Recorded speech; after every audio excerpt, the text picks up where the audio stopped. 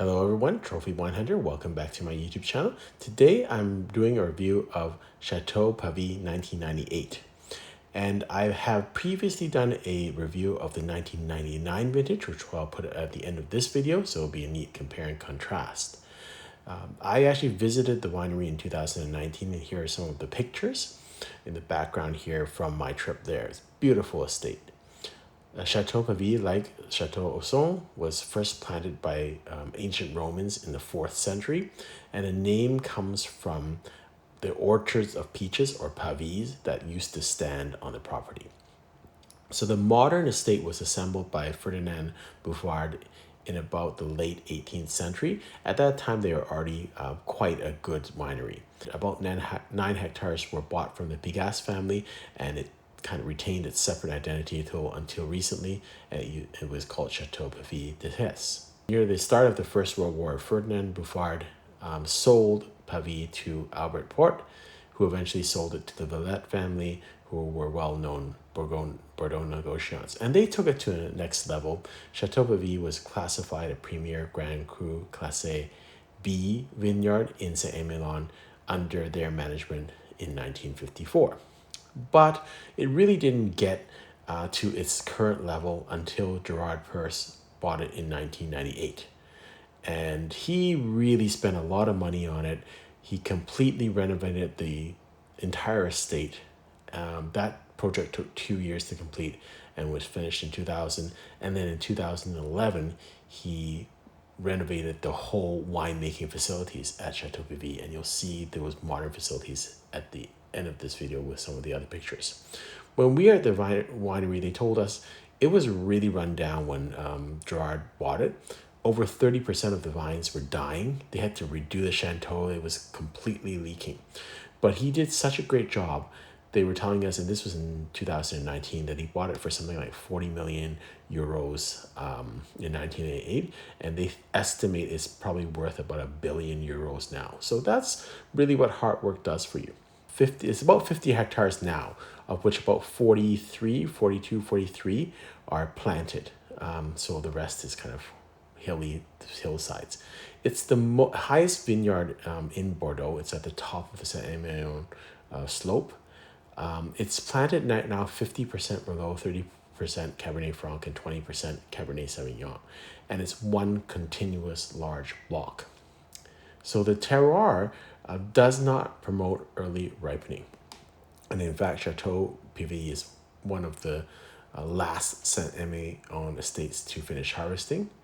But it's really large, again, about 42 hectares. Their wines are aged about 70 to 75% in new French oak barrels, and that's by choice for 18 to 24 months. And the first 6 months, they are spent on lees, and they produce about 12,000 cases per year. They became a Premier Cru Class A winery in 2012. In 2022, they added Pavie-Decesse, which used to be a separate winery all up until 2002, and Bellevue-Mondault. So both of these wineries are 100% Merlot. So I think the trend they're going to go towards is they're going to have more Merlot in their blend and less Cabernet Franc. And I think they're going to be more aligned with a wine like Petrus rather than a wine like Cheval Blanc and Osson. I think that's a good choice for them. This next picture is their 2012 vintage. This is the one where they became the Premier Cru Class A. And in fact, we got served this wine when we were at the winery. It was a magnificent wine. If my recollection serves me right, I think I rated it 95 points in those days, and it's probably even better now. One of the unique things about this winery, again, is it is very high up, and the amount of limestone it has is really important. It makes the wines minerally. Limestone kind of serves as a sponge, so it helps as a buffer for bad years. They showed us there's a little cave at the bottom of the mountain, and that stream kind of serves as the water supply for the vineyard. So it's really well situated in terms of the terroir, also because of the higher altitude, it's got that cooling effect, which gives that subtlety for the wines. And so this is also, you'll see in this picture, that's the modern facilities that they have. It's beautiful. And what I find generally is Chateau Pavie is a very strong, intense wine. It's got a boldness to it, and really also got that minerality to it. That's really the characteristics that I see in Chateau Pavie.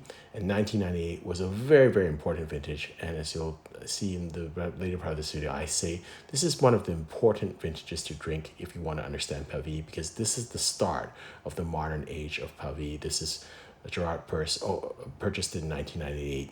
And essentially after that point, their wines were really, really spectacular. So let's drink the wine. And I will mention that I have had the 98 Pavie many times. Really have enjoyed the wine always, and really like a comfort wine to me, very familiar in terms of the taste profile, and stunning example of Pavie. In my mind, this is where Pavie's history starts after the 98 vintage. Everything looked up, and so this is a very memorable vintage for Pavie in my mind, and a very milestone vintage. So it's if you are a person that likes Pavie, I think it's important to drink this vintage, because this is where the modern history of Pavie really started, and the start of the excellence began. So again, I have had this wine. I've had this wine open now for over a day. I had it at dinner with a couple of subscribers who came to visit me, and I have that video of our trophy wine night and those wines. I'll put that at the end of this video. So it has been overnight. We had it for dinner. I've had it again for dinner tonight, and we did not decant it. And I think in hindsight that was a good choice. I think you can decant it. I think I knew that I was going to drink it a little bit of it the second night for a review, so I didn't decant it.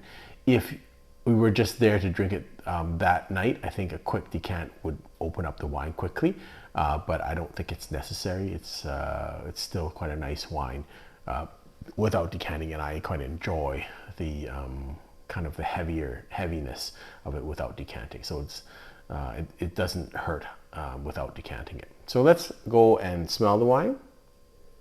So it's same. It's just a beautiful aroma. Everything you want from right bank Merlot-based Bordeaux wines. It's got the dark fruit still. I would say black currants, cassis. It's got a bit of minerality in there.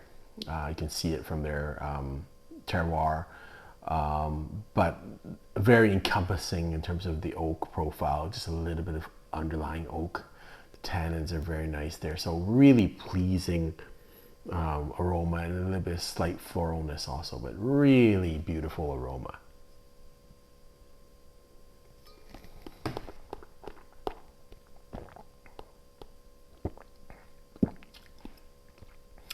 After 25 years, still fruit on this palate. I wouldn't say like Napa style fruit, but a lot of purple and dark fruits, grapes, like boysenberry, blueberries, black currants. So still very, the body on this wine is very nice, and the texture is very encompassing. It's not light, but it feels light in the mouth. So it's hard to describe. It's almost like Lafite-like in terms of it's heavy, but it's light. I don't know how to explain it. It's got that intensity of flavor without being weighty in a bad sense. It's very light in that sense. It's a very, maybe it's the acidity. Maybe it's got a little bit more acidity. So I like that because it gives a freshness to the wine, but it's the type of a wine that you can just drink loads of and just enjoy. It's not heavy at all. It's just a very relaxing wine.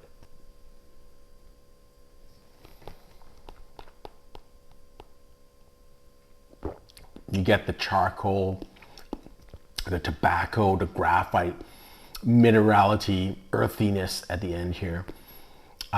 Still, tannins are very good, so I would say medium plus for the tannins. Acidity is very nice on this. Body is very nice. The mid palate here is very encompassing, and I love that very deep feeling, right? It gives you that very homey, comfortable feeling. It's not light, but it's not tannic either. So it's a heavy bodied wine, but not tannic. And that to me means it's very effervescent, it's very light on the palate, it's very sophisticated, it's delicate. And I really love that about this wine. Always have loved this vintage. And again, I hope that viewers and subscribers will get a chance to drink the 98 vintage. It's a very important vintage to drink in Pavie if you are to understand Pavie.